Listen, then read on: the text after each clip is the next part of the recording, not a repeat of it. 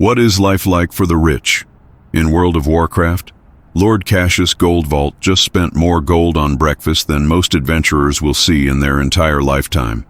While you're out there grinding for copper coins and celebrating over a few silver pieces, this man casually dropped 50,000 gold on exotic eggs imported from the floating islands of Nagrand, served on plates made from pure serenite, just because he was feeling a bit peckish this morning.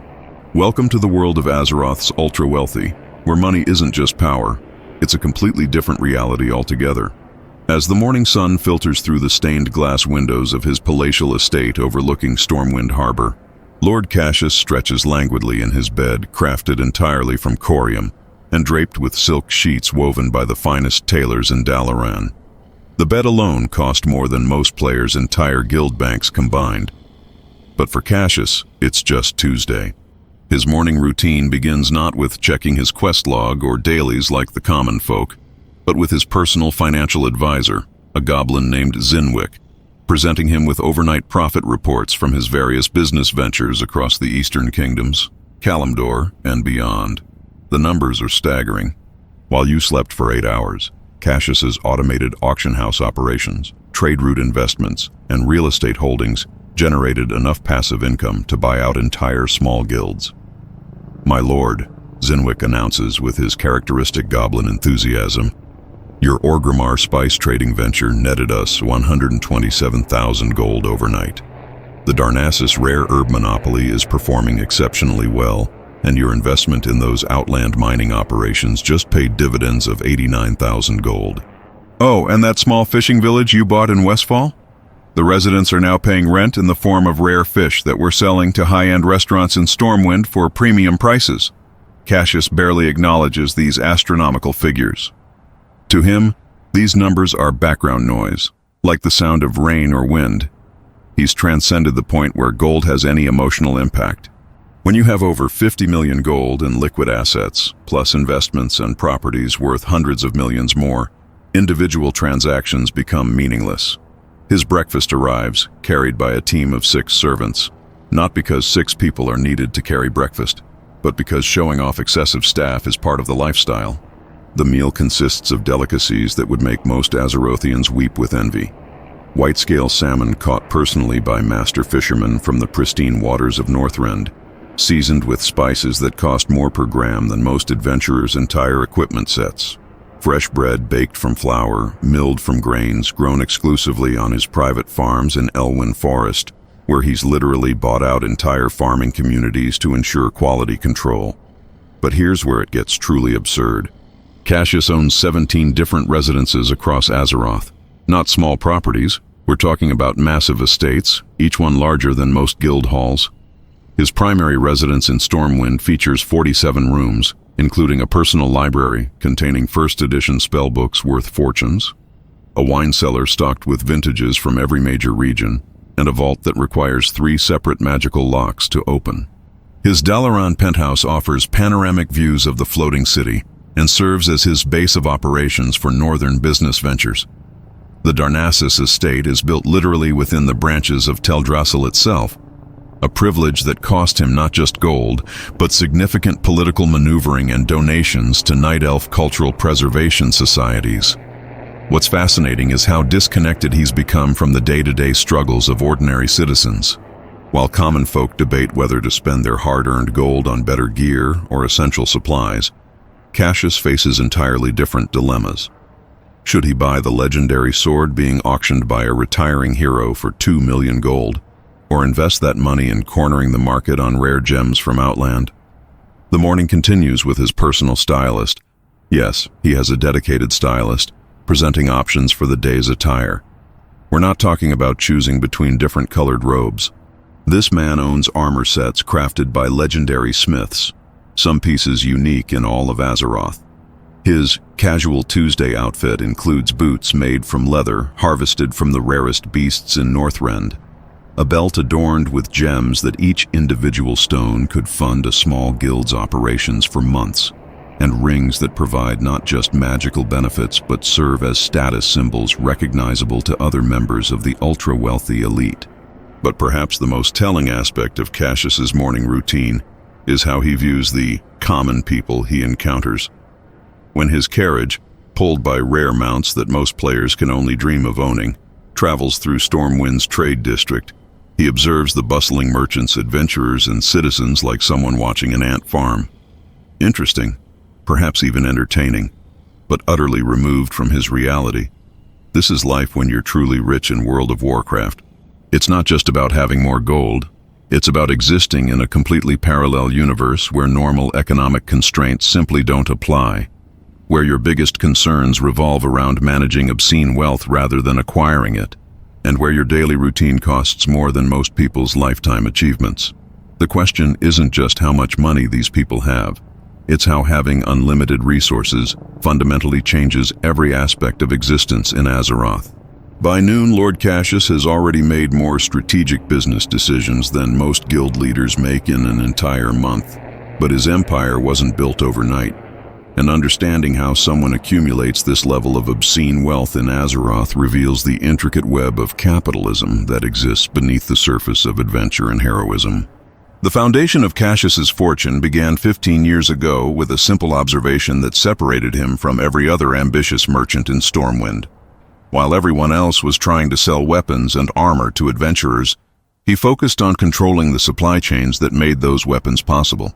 Instead of competing in the crowded marketplace of finished goods, he systematically bought up mining rights, established exclusive contracts with ore suppliers, and created vertical integration that would make modern economists weep with admiration. His first major breakthrough came during the opening of the Dark Portal. While other merchants saw chaos and uncertainty, Cassius saw opportunity.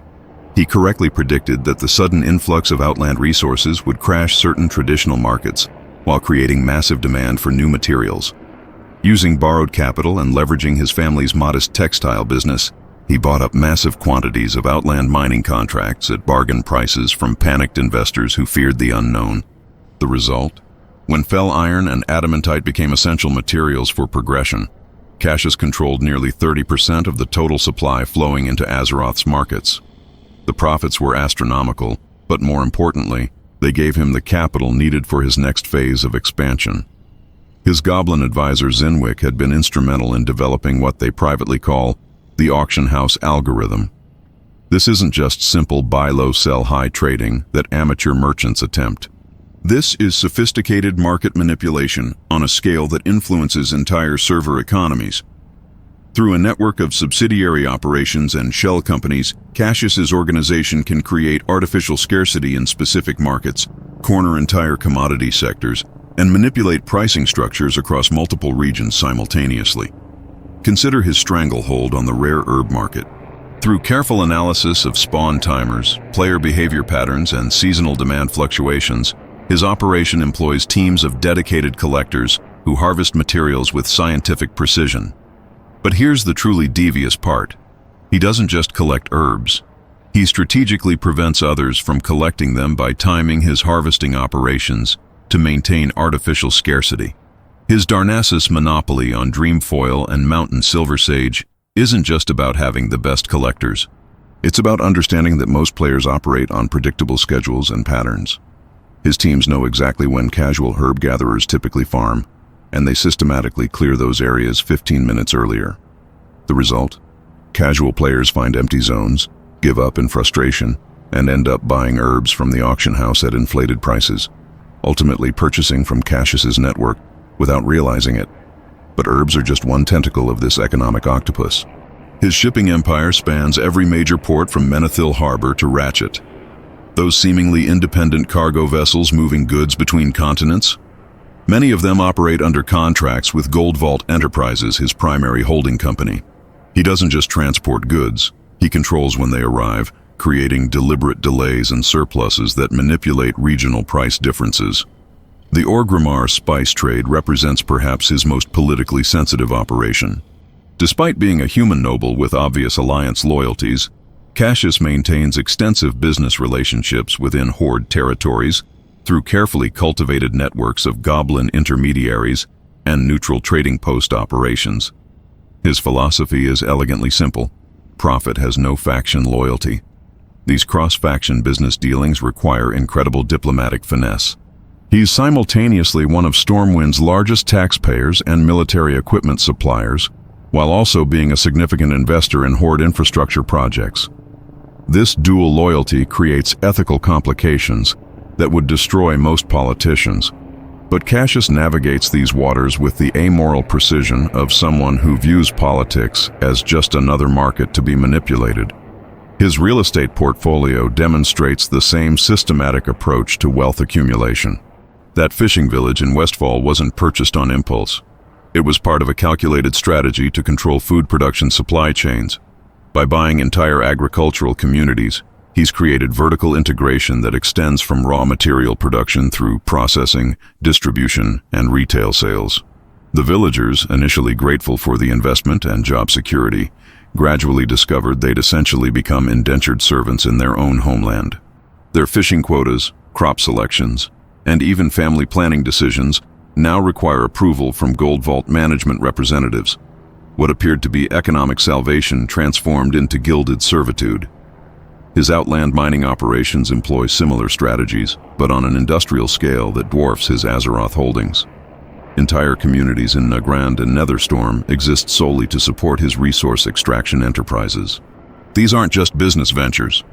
They're economic colonization projects that reshape entire regional demographics and cultural patterns. The most disturbing aspect of Cassius's empire isn't its size, but its sustainability model. Unlike adventurers who accumulate wealth through heroic deeds or skilled gameplay, his system generates money through systematic exploitation of information asymmetries and market inefficiencies. Every transaction within his network extracts value from less informed participants and concentrates it upward. His morning financial briefings don't just cover profits. They include detailed analysis of competitor activities, political developments that might affect trade regulations, and social trends that could influence consumer behavior. He employs teams of analysts whose sole responsibility is predicting which new zones might open for development, which factions might go to war, and how these changes will create new opportunities for profit. This level of strategic thinking operates on timescales that humble individual players. While most people plan their activities around weekly raid schedules or daily quest rotations, Cassius makes investments based on projected political developments and economic trends spanning multiple years into the future. The evening social calendar of Azeroth's elite operates according to rules that would seem utterly alien to ordinary citizens. Tonight, Cassius prepares for the monthly gathering of the Platinum Circle, an exclusive organization that doesn't officially exist but wields more influence over continental affairs than most recognized government institutions. The Platinum Circle membership reads like a who's who of Azeroth's shadow power structure. Lady Morwen Duskweaver, the Night Elf matriarch who owns controlling interests in virtually every major Kalimdor timber operation. Baron Thaddeus Ironforge, whose dwarven industrial complex produces 70% of all high-end engineering components used by both Alliance and Horde forces. Duchess Seraphina Moonwhisper, the Blood Elf socialite whose mysterious wealth stems from pre-sundering investments that somehow survived the destruction of the original kingdom. These aren't people who attend public events or seek recognition in newspapers. Their influence operates through carefully orchestrated financial networks, political donations, and economic dependencies that create power structures invisible to casual observers. When they gather, the conversations don't focus on personal wealth accumulation that's already been solved. Instead, they discuss reshaping entire civilizations according to their strategic interests. The venue for tonight's gathering exemplifies the absurd lengths these individuals pursue exclusivity.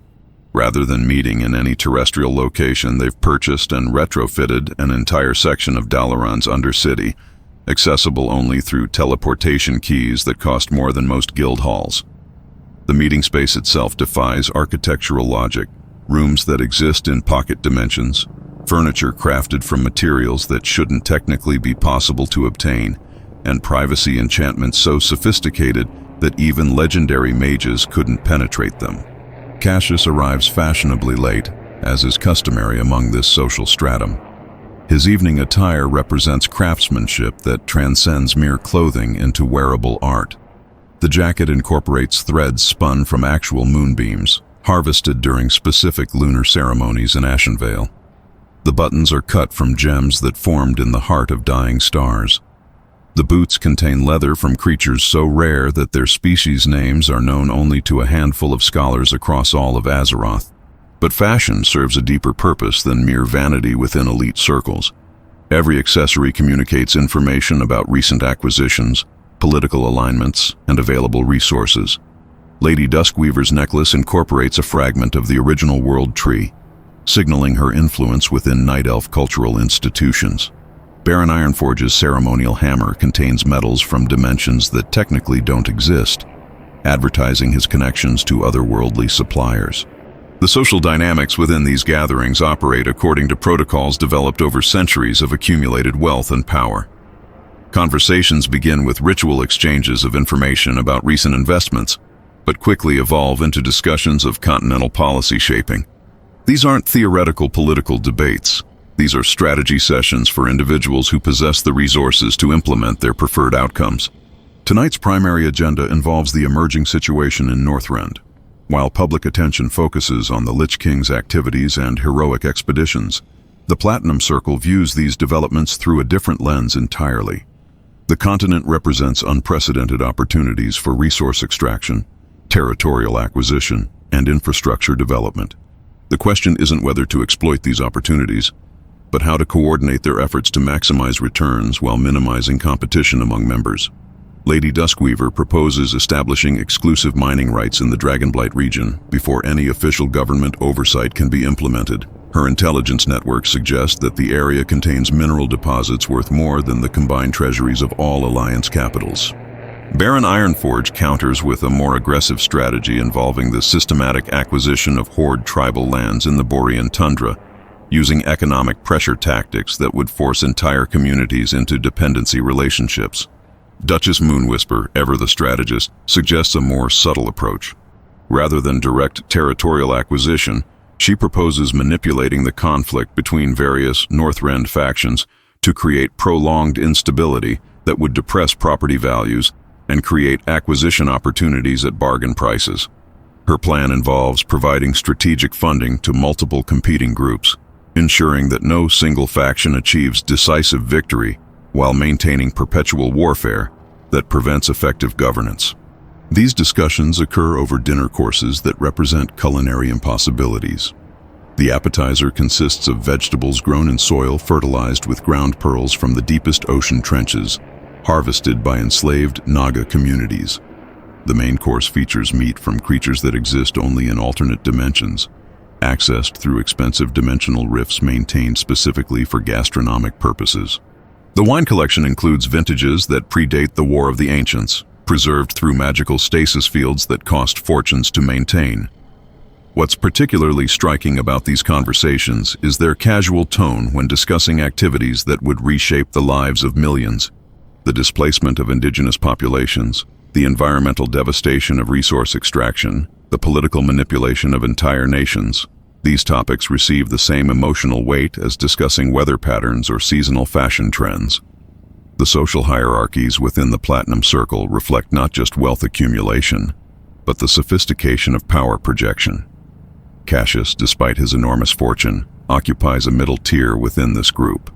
His wealth stems primarily from traditional business operations, while higher-ranking members possess resources that transcend normal economic categories entirely. Duchess Moonwhisper, for instance, doesn't just own property, she owns concepts. Through arcane legal mechanisms and ancient magical contracts, she holds ownership rights to specific ideas, emotions, and even natural phenomena. When people across Azeroth experience certain types of romantic love, she receives royalty payments through mystical tribute systems established millennia ago. The evening's entertainment reflects the group's detachment from normal reality. Rather than conventional music or performance, they observe real-time consequences of their previous decisions projected through scrying crystals.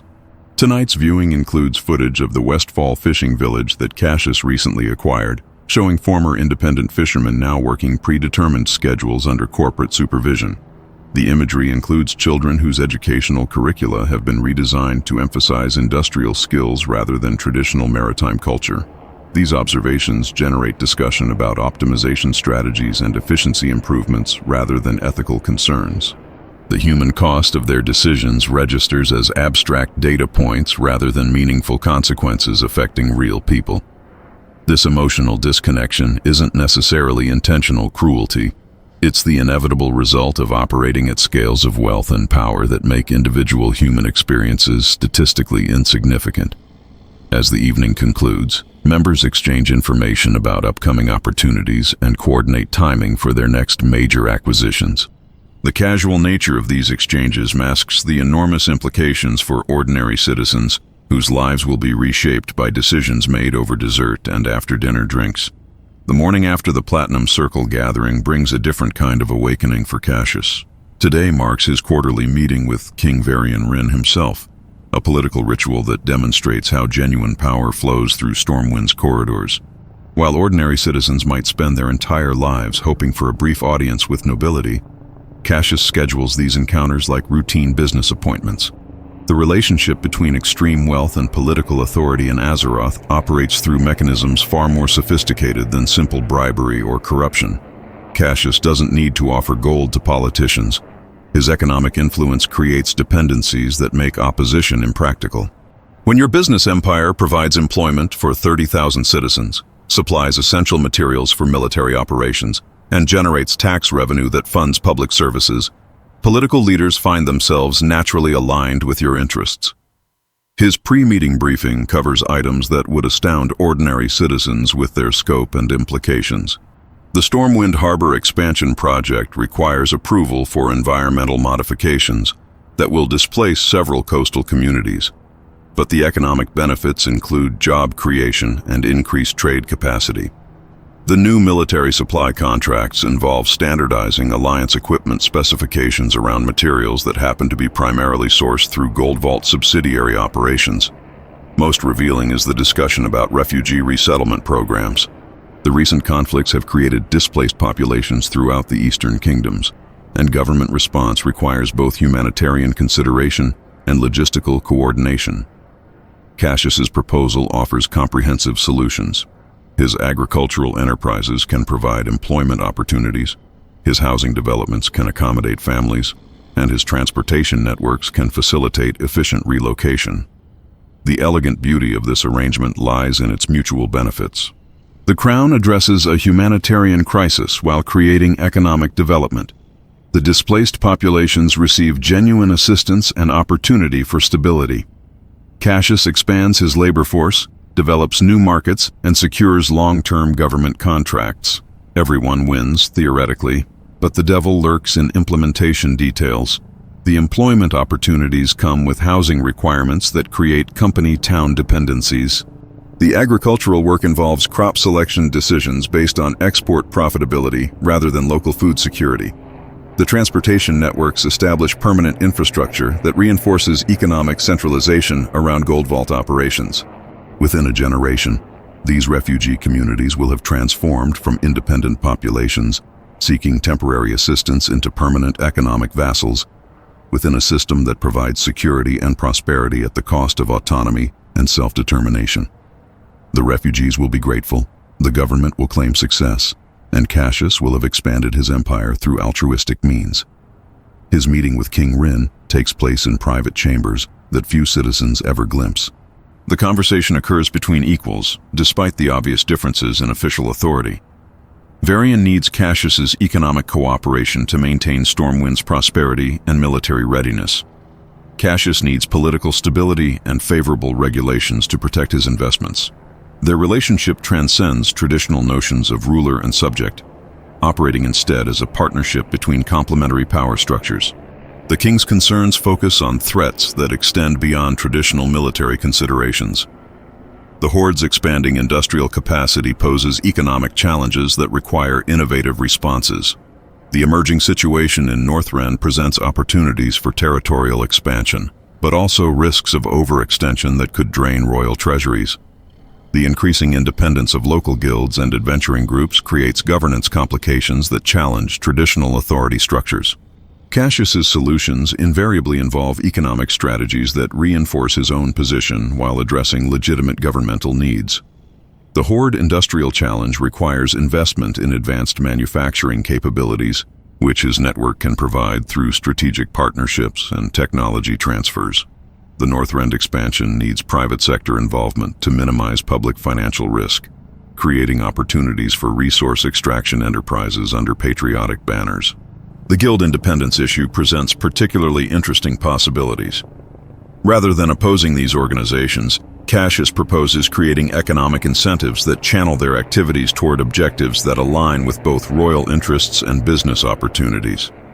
Offering exclusive contracts for rare material procurement, providing premium equipment at discounted rates for specific missions, and establishing performance bonuses for activities that support broader strategic goals.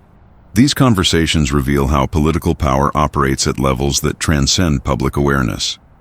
The policies that shape ordinary lives emerge from discussions between individuals whose primary considerations involve resource allocation, risk management, and strategic positioning rather than ideological principles or democratic representation. But perhaps most fascinating is how these political relationships extend beyond Stormwind's borders. Cassius maintains similar arrangements with leaders throughout the Alliance territories, and through careful intermediaries, even develops working relationships with Horde political figures. His network of political influence spans factional boundaries and operates according to principles that prioritize stability and predictability over ideological consistency. The afternoon brings meetings with military contractors and intelligence operatives whose names never appear in public records. These individuals coordinate activities that shape continental affairs through methods that bypass traditional diplomatic channels.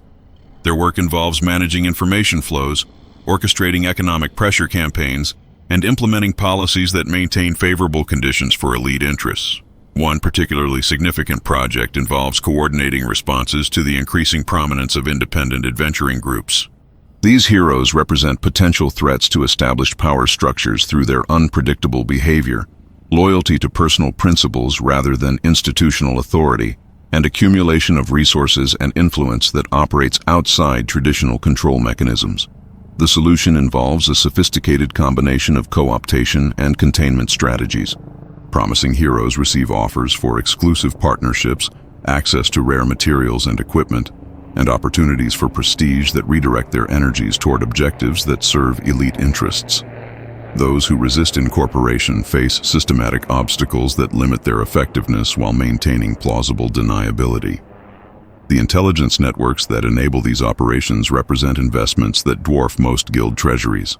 Information brokers, surveillance specialists, and influence operatives throughout Azeroth provide real-time analysis of political developments, economic trends, and social movements that might affect elite interests. This information advantage enables proactive responses that shape events, rather than merely reacting to developments after they occur. Evening brings private consultations with magical advisors whose expertise extends far beyond conventional spellcasting. These practitioners specialize in applications of arcane arts that enhance political and economic influence rather than combat effectiveness. Their work includes divination techniques for predicting market fluctuations, enchantments that influence decision-making processes during negotiations, and protective measures that shield elite activities from unwanted scrutiny. The magical aspects of elite power projection remain largely invisible to ordinary citizens, but represent crucial components of maintaining dominance across multiple spheres simultaneously. When your political influence depends on maintaining complex networks of relationships and dependencies, magical enhancement of communication, persuasion, and information gathering becomes essential rather than supplementary. The weekend arrives with an entirely different rhythm for someone of Cassius's stature. While ordinary adventurers plan dungeon runs or battleground participation, his leisure activities operate on scales that would make legendary heroes envious. Today's agenda includes a private tour of his personal museum, followed by an afternoon of recreational dragon racing at his private aerial course in the Burning Steppes. The Gold Vault Museum exists in a dimension pocket accessible only through his Dalaran estate, housing artifacts that national treasuries would consider priceless. The collection isn't just valuable. It represents cultural heritage from civilizations across Azeroth's history, accumulated through methods that blend legitimate acquisition with morally questionable procurement strategies. The centerpiece displays include weapons wielded by legendary figures during pivotal historical moments. The blade that struck the final blow against the last Shadow Council leadership rests in a stasis field next to armor worn by heroes during the original siege of Orgrimmar. These aren't replicas or ceremonial pieces. They're genuine artifacts with documented provenance and magical properties that continue to function at full capacity. But the truly extraordinary sections house items that shouldn't technically exist in private collections. Ancient tomes containing spells that predate the Sundering, written in languages that died with their civilizations. Crystallized fragments of pure elemental energy, harvested from the heart of the Maelstrom through expeditions that cost more than most kingdoms' annual budgets. Preserved specimens of creatures that went extinct millennia ago, maintained in perfect condition through preservation techniques that border on necromancy.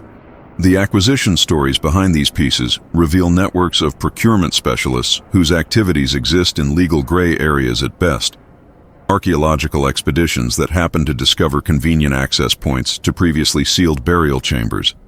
Diplomatic missions that return with unexpected cultural exchange gifts. Research partnerships with educational institutions that somehow result in permanent loans of irreplaceable artifacts to private collections. Most disturbing is the living exhibition section, where Cassius maintains examples of sentient beings from various species and cultures under what he terms cultural preservation contracts. These arrangements provide comfortable living conditions, generous compensation, and opportunities for artistic expression in exchange for serving as living representatives of their heritage for private viewing. The ethical implications of these arrangements remain carefully undefined. The participants receive benefits that exceed what they might achieve through independent means, but their daily lives exist primarily for the entertainment and education of wealthy visitors. They're not technically prisoners or slaves, but their freedom operates within parameters established by contractual obligations that effectively control every aspect of their existence. After the museum tour, the afternoon's dragon racing represents perhaps the most ostentatious display of wealth possible in Azeroth. While most people consider owning a single flying mount to be a significant achievement, Cassius maintains a stable of 17 different dragon species, each one representing investments that dwarf the treasuries of major cities. These aren't just transportation animals. They're breeding programs designed to develop new varieties with enhanced capabilities and aesthetic appeal.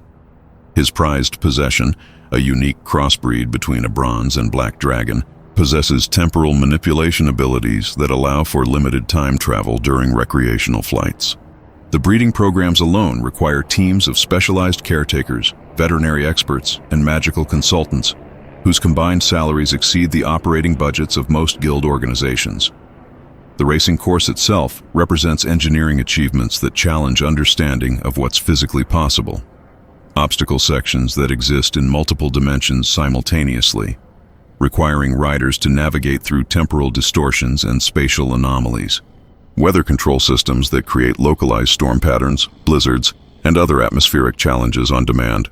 Viewing platforms that float independently of any visible support mechanism, providing spectator experiences that combine luxury accommodation with impossible architectural features. Today's guests include other members of the ultra-wealthy elite, each bringing their own prized mounts for friendly competition. Lady Duskweaver arrives mounted on a creature that appears to be composed entirely of starlight and shadow, its existence defying conventional understanding of what constitutes a living being. Baron Ironforge's mechanical dragon represents the pinnacle of goblin engineering enhanced with dwarven precision, capable of speeds that approach teleportation. The competition involves courses that would terrify professional aerial performers, but these riders approach the challenges with casual confidence born from having unlimited resources for safety equipment and magical protection. Their racing gear includes items that could serve as ultimate equipment for legendary heroes. Helmets that provide perfect environmental protection and enhanced sensory capabilities, armor that renders the wearer effectively invulnerable to physical damage, and control systems that create telepathic communication with their mounts. But perhaps most revealing about these recreational activities is how they serve as venues for conducting business that requires absolute privacy. Conversations during flight occur at altitudes and speeds that make surveillance impossible, while the exclusivity of participation ensures that sensitive information remains within trusted circles. Today's aerial discussions focus on coordinating responses to emerging threats to their collective interests. Independent adventuring groups have begun questioning the economic structures that concentrate wealth within such small populations. Some heroes have started investigating the connections between various business enterprises and political decisions that affect ordinary citizens. These developments require careful management to prevent public attention from focusing on activities that might generate uncomfortable scrutiny. The solutions under discussion involve sophisticated public relations campaigns designed to redirect heroic energies toward objectives that align with elite interests, creating crisis situations that require intervention, but where the underlying causes trace to problems that can only be solved through existing power structures, offering prestigious opportunities that provide heroes with status and resources while ensuring their activities support rather than challenge established systems. One particularly elaborate scheme involves orchestrating a false flag threat that would require collaboration between heroes and existing authorities to resolve. The threat would be real enough to create genuine danger, but the response would require resources and coordination that only established power networks could provide. The heroes would receive credit for saving the day, while the resolution would reinforce the importance of existing institutional structures. As evening approaches, the racing concludes with a feast that takes place on floating platforms, suspended above the burning steps' lava flows. The dining experience combines impossible luxury with genuine danger, as the slightest magical failure could result in catastrophic consequences. But for individuals whose daily existence involves controlling forces that reshape continents, the physical risk adds excitement rather than genuine concern. The menu features delicacies that required extensive planning and resource allocation to obtain. Fresh seafood harvested from the deepest ocean trenches by specialized diving teams, equipped with magical protection against crushing pressure and hostile creatures. Fruits cultivated in pocket dimensions, where time flows at different rates, allowing for growing seasons that span subjective years within objective hours. Wines aged in temporal stasis fields that create vintage characteristics impossible through conventional means. The evening's entertainment includes performances by artists whose talents transcend conventional understanding of creative expression. Musicians who manipulate elemental forces to create symphonies that incorporate actual weather patterns and geological phenomena. Dancers whose movements exist partially outside normal space-time, creating visual effects that challenge observers' perception of reality itself. Monday morning brings Cassius face-to-face with the human machinery that keeps his empire functioning. An army of employees, servants, contractors, and dependents whose lives revolve entirely around maintaining his wealth and comfort. The sheer scale of his workforce would rival small nations, yet most of these people remain invisible to him, except as abstract statistics in efficiency reports.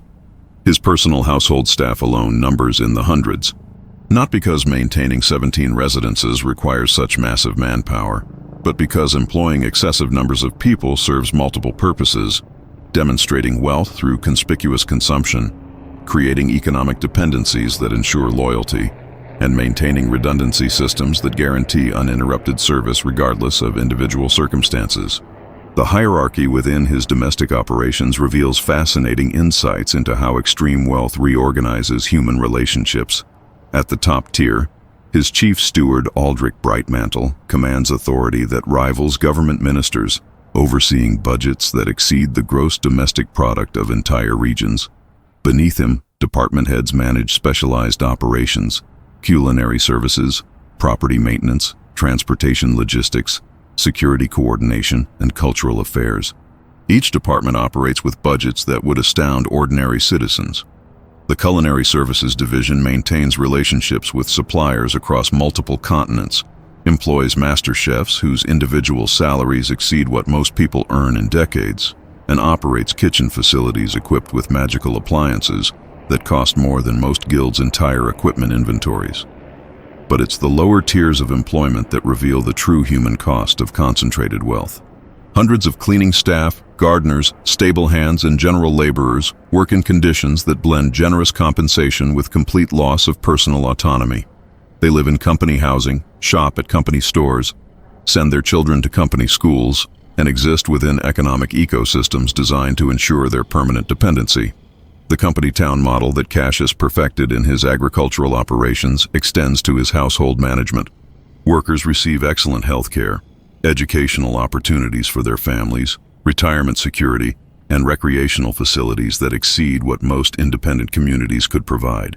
In exchange, they surrender the possibility of alternative employment, geographic mobility, or economic independence. Most unsettling is how thoroughly this system eliminates worker discontent through preemptive satisfaction of material needs. Traditional labor organizing becomes impossible when workers enjoy living standards that exceed those of independent craftsmen or merchants. Their working conditions include benefits that make unionization seem unnecessary, while their economic dependence makes any form of protest potentially catastrophic to their family's welfare. The psychological effects of these arrangements manifest in fascinating ways. Long-term employees develop institutional loyalty that transcends normal employment relationships, identifying personally with Cassius's success and viewing threats to his interests as threats to their own welfare.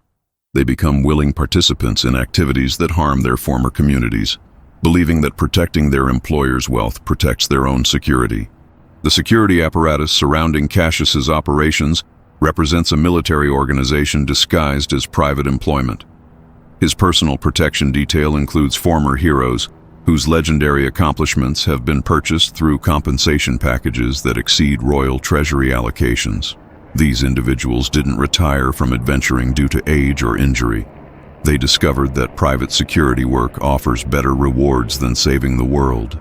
Captain Theron Shadowstrike, formerly known for single-handedly defeating demon invasions in 3 separate campaigns, now coordinates protective services that ensure Cassius can travel anywhere in Azeroth without risk.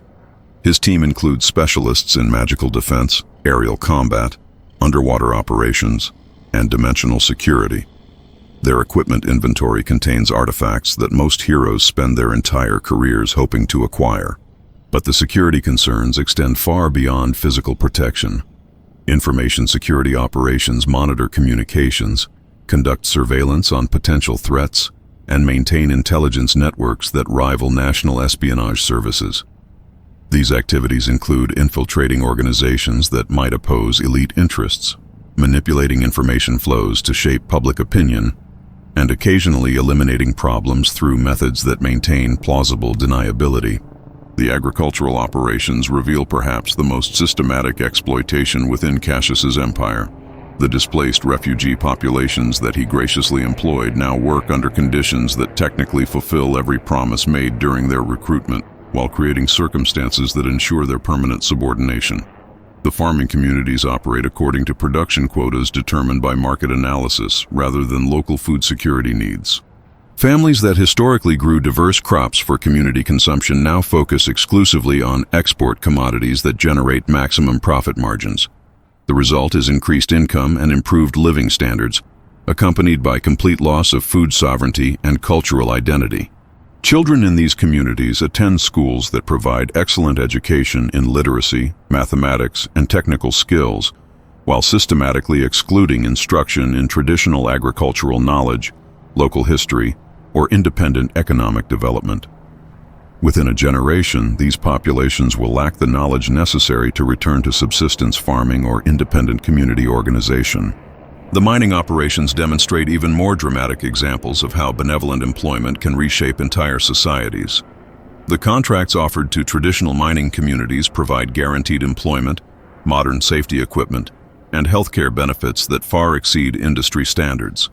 In exchange, communities surrender control over their mineral resources, accept production schedules determined by distant market analysis, and agree to environmental modifications that permanently alter their landscapes.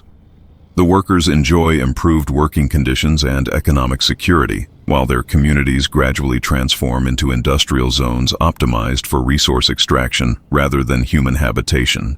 Traditional social structures dissolve as extended families scatter to accommodate work schedules. Cultural practices disappear due to lack of time and space for traditional activities, and local governance becomes irrelevant as corporate management makes all significant decisions. Most workers genuinely appreciate their improved circumstances and view Cassius as a benevolent benefactor rather than an exploitative employer. Their gratitude is authentic because their material conditions have objectively improved. The exploitation operates at levels that transcend individual experience. The systematic elimination of alternatives, the gradual erosion of cultural identity, and the creation of economic dependencies that span generations. The transportation networks that connect Cassius's various operations employ thousands of drivers, navigators, guards, and maintenance specialists whose work enables the flow of goods and information that sustains his empire. These workers enjoy steady employment and opportunities for advancement within a growing industry, while their activities gradually replace independent transportation services and create dependencies that extend throughout regional economies. Local businesses that historically provided shipping and logistics services find themselves unable to compete with the efficiency and pricing of Gold Vault transportation services. Rather than directly eliminating competition, Cassius's operations simply provide superior service at unsustainable pricing until independent operators either sell their businesses to his network or abandon the industry entirely. The result is improved service quality and reduced costs for everyone who needs transportation, while eliminating the economic independence of hundreds of small business owners and their employees. The benefits are distributed broadly, while the costs are concentrated among specific individuals whose livelihoods disappear without dramatic fanfare or public attention. The quarterly Elite Assembly convenes in neutral territory this month, bringing together the most powerful individuals from across all factions for discussions that transcend traditional political boundaries. While public attention focuses on alliance-horde conflicts and territorial disputes, the truly influential recognize that their interests often align more closely with each other than with their supposed national loyalties. Cassius arrives at the assembly location via private portal, stepping directly from his Dalaran estate into the dimensional pocket that hosts these gatherings. The venue itself represents collaborative magical engineering that would impress even the Kirin Tor's most accomplished mages. Suspended between dimensions, accessible only through invitation-coded teleportation, and protected by wards that render the location undetectable to any form of surveillance or divination. The guest list reads like a catalog of continental power brokers whose names rarely appear in public records, but whose decisions shape the fate of nations. War Chief Grom Hellscream's personal economic advisor, whose influence over Horde industrial policy exceeds that of most recognized government officials. The Shadow Council's reformed leadership, now focused on magical resource procurement rather than world domination. Representatives from the Goblin Trade Princes, whose financial networks span every major port and trading post across both continents. But the most intriguing attendees come from organizations that officially don't exist. The Twilight Commerce Syndicate, whose activities involve facilitating trade relationships that bypass normal diplomatic channels. The Neutral Banking Consortium, which provides financial services that enable cross-faction transactions without triggering political complications. The Resource Acquisition Guild, whose membership includes specialists in obtaining materials that various governments have classified as restricted or forbidden.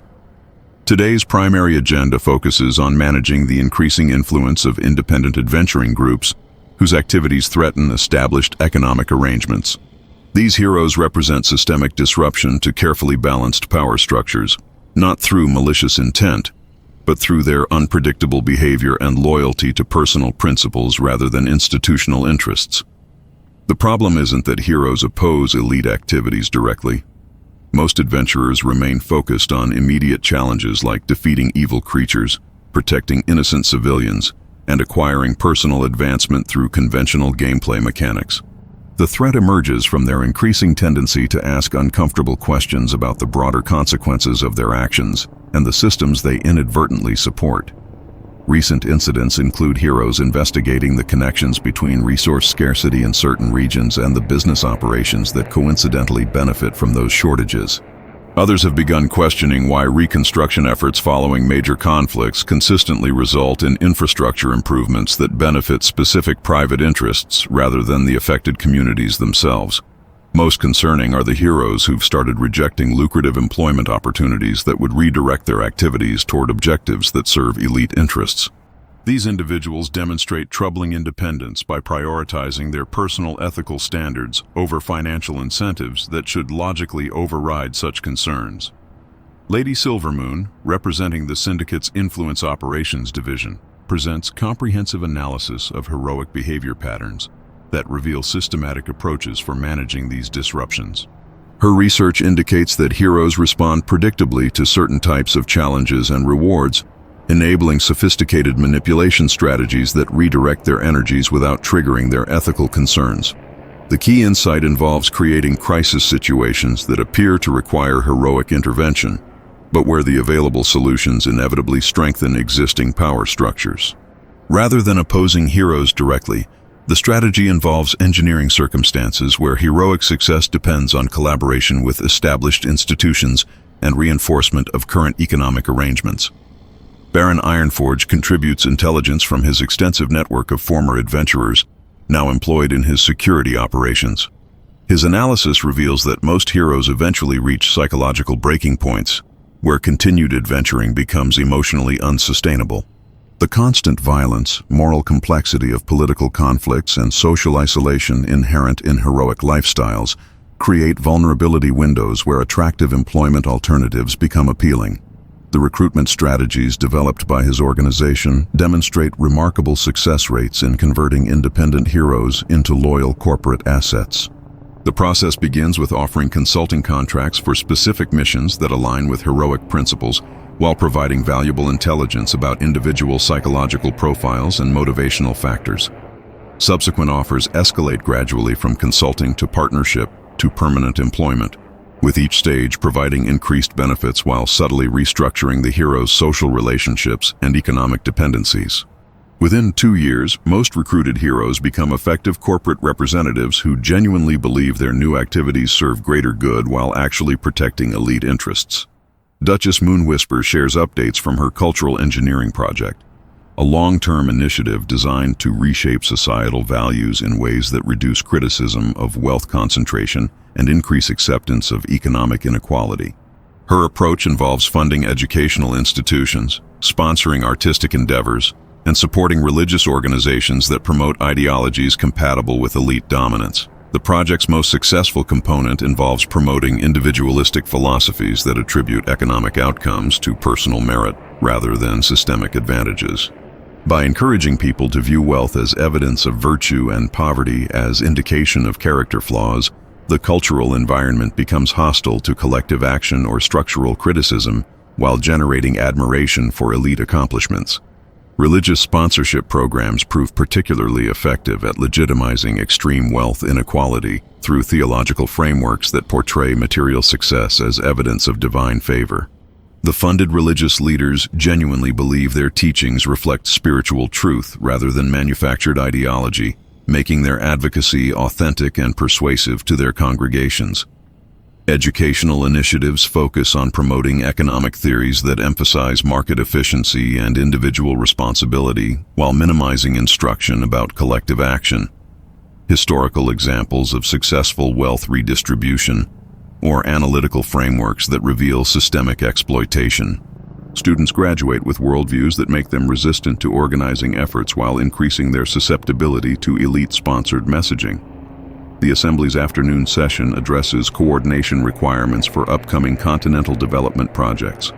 The expansion into Northrend requires unprecedented collaboration between normally competing organizations, but the resource extraction opportunities justify temporary suspension of competitive practices in favor of cooperative exploitation strategies. The territorial division agreements allocate specific regions to different syndicate members based on their specialized capabilities and existing infrastructure. Cassius receives primary responsibility for developing the agricultural potential of the Borean tundra, while Baron Ironforge focuses on mineral extraction operations in Dragonblight.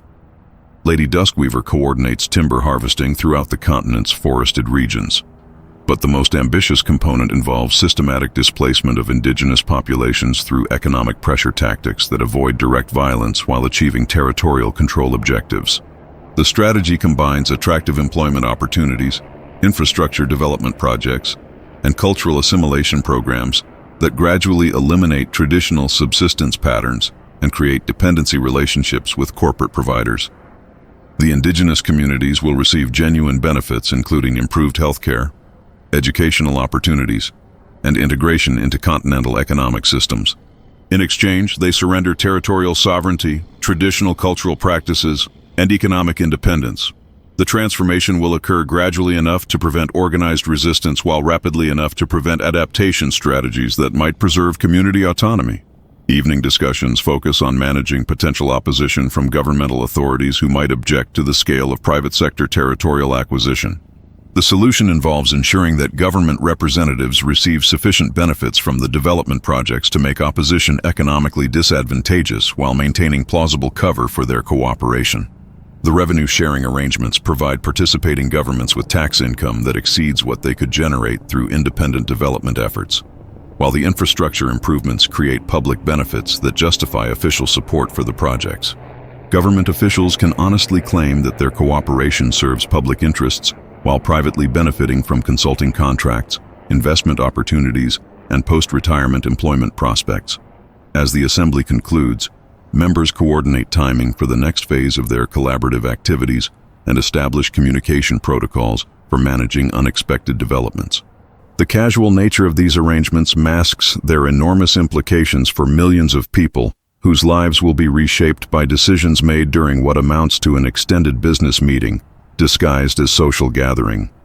Behind the polished facade of legitimate business enterprises and philanthropic initiatives lies a shadow economy that operates according to rules that would horrify ordinary citizens. Cassius's empire, like those of his peers, maintains its dominance through methods that exist in moral gray areas at best, outright criminal territory at worst. The Blackwater Division represents the most secretive branch of Gold Vault Enterprises, handling operations that require complete deniability and absolute discretion. Officially, this division doesn't exist. The facilities don't appear on any property records. The employees receive compensation through untraceable magical contracts, and the activities generate no documentation that could survive judicial scrutiny. Yet these operations provide essential services that enable the visible empire to function smoothly. When competitors threaten market dominance, the Blackwater Division ensures that various misfortunes befall their operations. Supply chain disruptions that appear to result from natural disasters, key personnel departures due to attractive offers from mysterious benefactors, and regulatory investigations triggered by anonymous tips about compliance violations. The division's roster includes former heroes whose reputations for ethical behavior provide perfect cover for activities that would raise suspicions if conducted by obviously criminal organizations. Captain Marcus Lightbringer, celebrated throughout the Alliance for his righteous campaigns against undead forces, now coordinates operations that systematically eliminate threats to elite interests while maintaining his public image as a paragon of virtue. His methods demonstrate the sophisticated approaches that unlimited resources enable for problem resolution. Rather than crude assassination or obvious sabotage, his teams employ strategies that create plausible alternative explanations for target elimination. Magical accidents that could reasonably result from experimental spellcasting, creature attacks in regions where such encounters occur naturally, diseases that manifest symptoms consistent with endemic regional health issues. The psychological warfare capabilities developed by this division represent perhaps the most disturbing aspect of elite power projection. Teams of specialists trained in advanced manipulation techniques can systematically destroy individuals' mental stability, social relationships, and economic prospects without leaving evidence of deliberate intervention. The process begins with comprehensive intelligence gathering that reveals personal vulnerabilities, relationship dynamics, and psychological pressure points. Subsequent operations introduce carefully calibrated stressors that trigger existing anxiety patterns, amplify interpersonal conflicts, and create cascading consequences that appear to result from personal failures rather than external manipulation. Targets gradually lose credibility within their communities, find their professional relationships deteriorating for apparently reasonable causes, and experience financial difficulties that seem to stem from poor decision-making rather than systematic sabotage.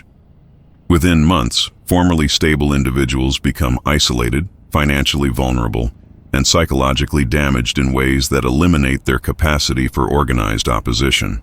But perhaps the most chilling aspect of these operations is how they recruit participants from the target's own social circles.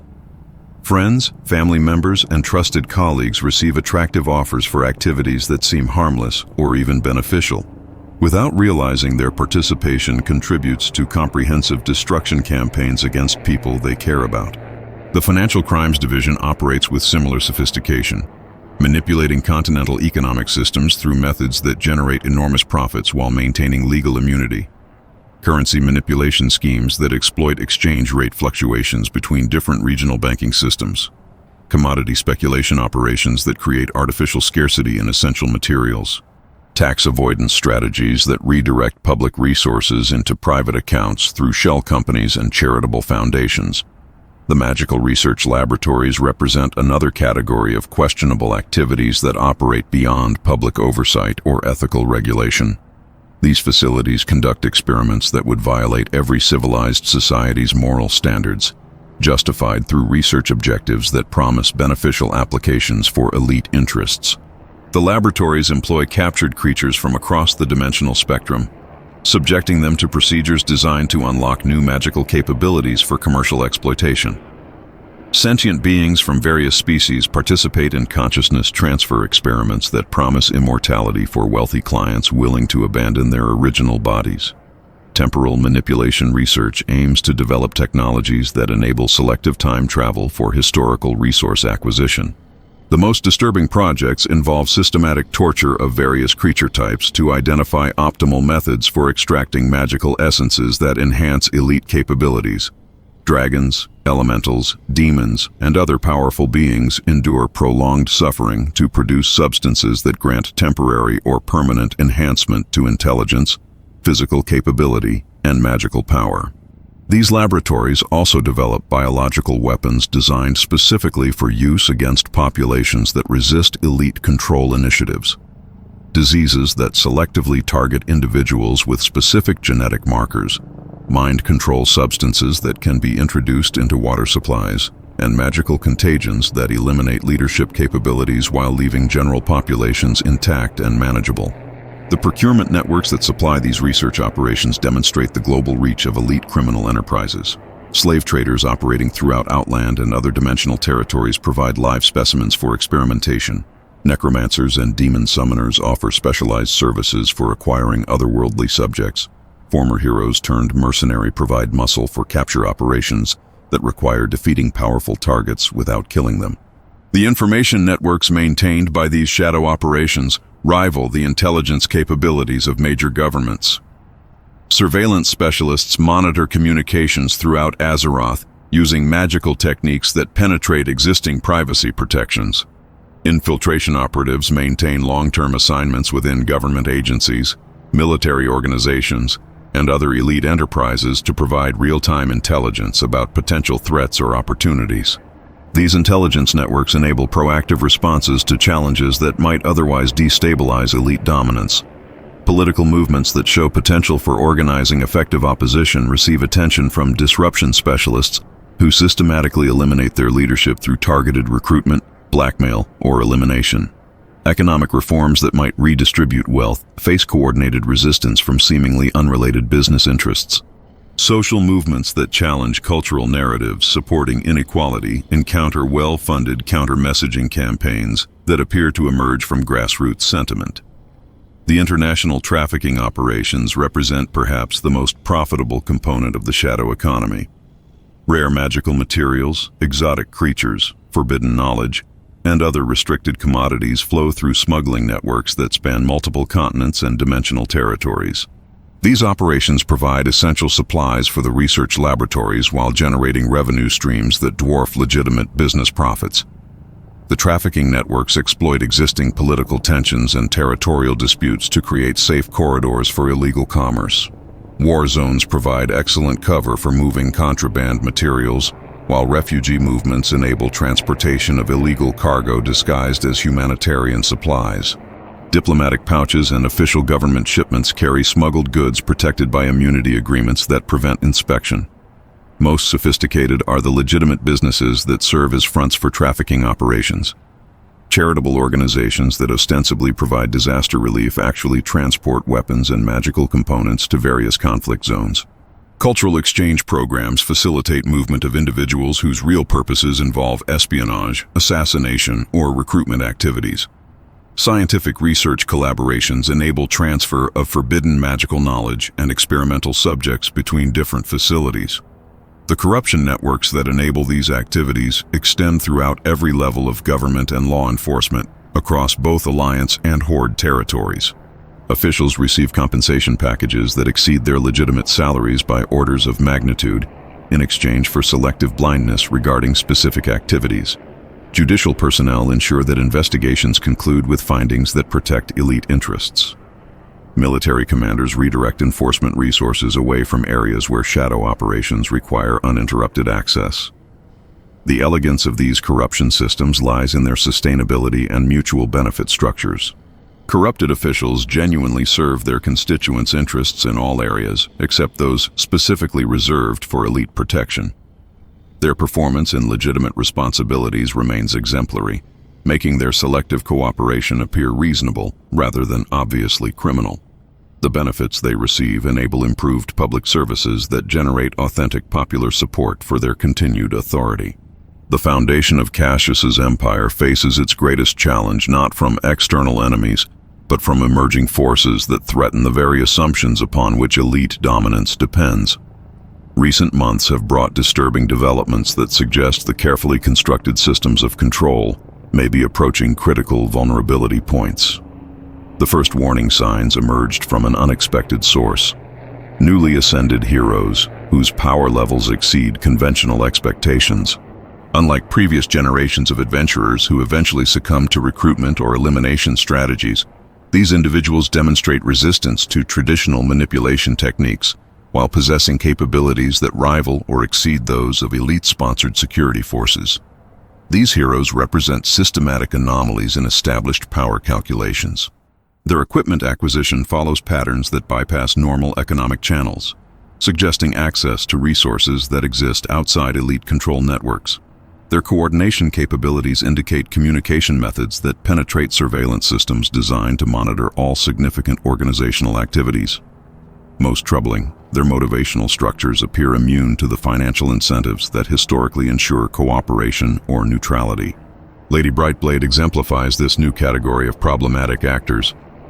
Her investigation into the Westfall Agricultural Restructuring Program uncovered documentation that reveals connections between refugee resettlement initiatives and corporate land acquisition strategies.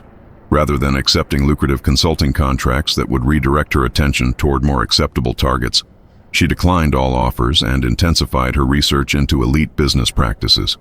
Her subsequent activities demonstrate systematic methodology that suggests professional intelligence training rather than amateur curiosity. Document acquisition through sources that remain unidentified despite extensive counterintelligence efforts. Financial analysis that reveals shell company relationships and money laundering patterns previously considered undetectable. Network mapping that exposes coordination mechanisms between supposedly independent organizations. More alarming than her investigative capabilities is her success in recruiting other heroes to support her research efforts. Traditional isolation strategies that prevent effective collaboration have proven ineffective against communication networks that operate through channels the elite surveillance apparatus cannot monitor or penetrate. Her organization grows steadily while maintaining operational security that professional intelligence services struggle to achieve. The economic foundations that support elite dominance face additional pressure from unexpected market disruptions. The emergence of alternative currency systems that bypass traditional banking networks threatens the monetary control mechanisms that enable wealth concentration and transaction monitoring.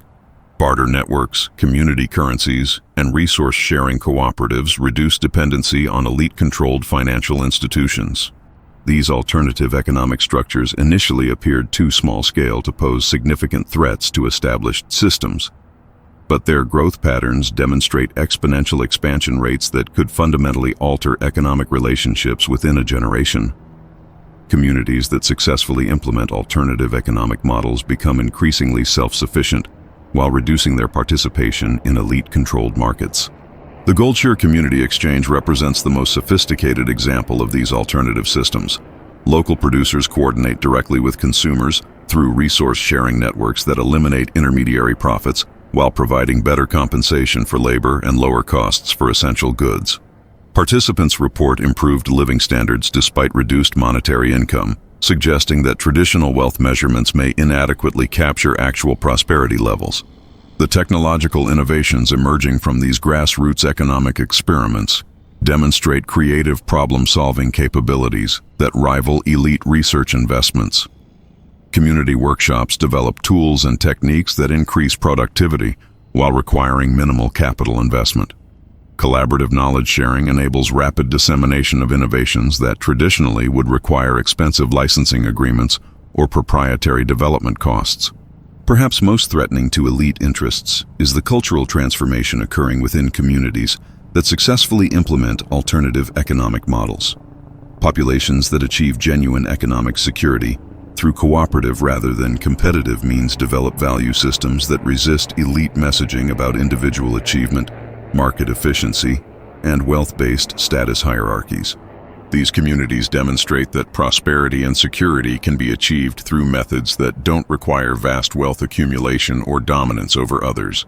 Their success undermines fundamental narratives that justify extreme inequality as necessary for economic efficiency and social stability. The existence of functional alternatives to elite-dominated systems exposes the arbitrary nature of current arrangements, rather than their inevitable necessity. The political implications of these developments extend beyond economic challenges to threaten the legitimacy structures that enable elite influence over governmental institutions. Politicians who represent constituencies with successful alternative economic systems face reduced pressure to accommodate elite interests in exchange for economic development benefits their communities no longer require. Regional governments that achieve fiscal sustainability through cooperative economic models become less dependent on elite-controlled revenue sources and therefore more likely to implement policies that serve community interests rather than corporate requirements. These governmental entities provide examples of effective public administration that doesn't require elite partnership or resource dependency. The information warfare capabilities that historically enabled elite cultural control face unprecedented challenges from communication networks that operate beyond traditional media channels. Grassroots information sharing systems provide alternative sources of news, analysis, and cultural content that compete effectively with elite-sponsored messaging while maintaining independence from corporate advertising revenue or political manipulation. These alternative information networks demonstrate remarkable resistance to traditional disruption strategies. Decentralized structures prevent effective targeting of critical infrastructure or key personnel. Community funding models eliminate dependency on elite financial support. Volunteer labor forces prove immune to economic pressure tactics that typically neutralize professional media organizations. The military capabilities available to elite security forces face increasing challenges from hero organizations whose power levels continue advancing beyond expected parameters. Traditional advantage gaps that enabled elite protection through superior equipment and training have narrowed significantly as independent heroes acquire legendary equipment and develop tactical expertise through actual combat experience. The recruitment strategies that historically converted potential threats into elite assets encounter increased resistance from heroes whose commitment to personal ethical principles appears stronger than previous generations. Financial incentives that should logically override moral concerns prove ineffective against individuals whose value systems prioritize abstract principles over material benefits. Elimination strategies that successfully neutralized previous threats prove increasingly difficult to implement against targets whose capabilities include resistance to conventional weapons, immunity to magical attacks, and protection against psychological manipulation. The escalating power arms race between elite security forces and independent heroes trends towards scenarios where traditional advantage structures may reverse entirely. The coordination capabilities demonstrated by hero organizations suggest institutional learning processes that enable systematic improvement in tactical effectiveness, operational security, and strategic planning. Unlike previous threats that relied primarily on individual capabilities, these groups demonstrate collective intelligence that adapts to elite countermeasures and develops innovative responses to traditional control mechanisms. The international implications of these domestic challenges extend to relationships with other elite organizations whose cooperation enables continental-scale dominance. Partner networks that historically provided mutual support for large-scale projects now face similar pressure within their own territories, reducing their capacity for collaborative efforts, while increasing competition for scarce resources and strategic opportunities. The Northrend development projects that represent the elite response to emerging challenges face logistical complications that threaten their viability as solutions to domestic pressure. Indigenous resistance proves more organized and effective than intelligence projections suggested. Environmental complications require additional resource investment that strains available capital reserves. Political opposition from unexpected sources creates regulatory obstacles that delay implementation schedules. Most disturbing is the emergence of evidence suggesting that some elite organizations face internal challenges from recruited heroes whose loyalty may be compromised by exposure to alternative value systems and economic models. The conversion strategies that appeared successful in neutralizing threats may have introduced Trojan horse elements that threaten elite organizations from within their own security structures. The ultimate truth about extreme wealth in Azeroth reveals itself not in the accumulation of resources or the exercise of power, but in the profound isolation that inevitably accompanies absolute dominance over others. Cassius sits alone in his Dalaran penthouse, surrounded by treasures worth more than kingdoms, yet experiencing an emptiness that no amount of gold can fill. The morning brings news that crystallizes the fundamental paradox of his existence. His intelligence networks report complete success in neutralizing the latest threats to elite interests. Lady Brightblade's investigation ended when she accepted a prestigious appointment to head the newly created Heroes Ethics Council, a position that provides her with meaningful work while ensuring her research focuses on acceptable targets. The alternative economic experiments in Goldshire collapsed when key organizers relocated to pursue attractive employment opportunities in distant regions. These victories demonstrate the sophisticated effectiveness of elite control mechanisms, yet they provide no satisfaction or sense of achievement. The predictability of human behavior, the ease with which moral principles succumb to material incentives, and the systematic nature of social manipulation create a universe devoid of genuine challenge or authentic relationship. The psychological cost of maintaining omniscient awareness of human motivations extends beyond mere cynicism into existential despair. When you understand exactly which combination of incentives and pressures will compel any individual to abandon their stated principles, social interaction becomes a mechanical process rather than authentic communication. Every conversation becomes a calculation rather than genuine exchange. His relationships with other elite members provide no relief from this isolation. Their gatherings represent strategic coordination rather than friendship.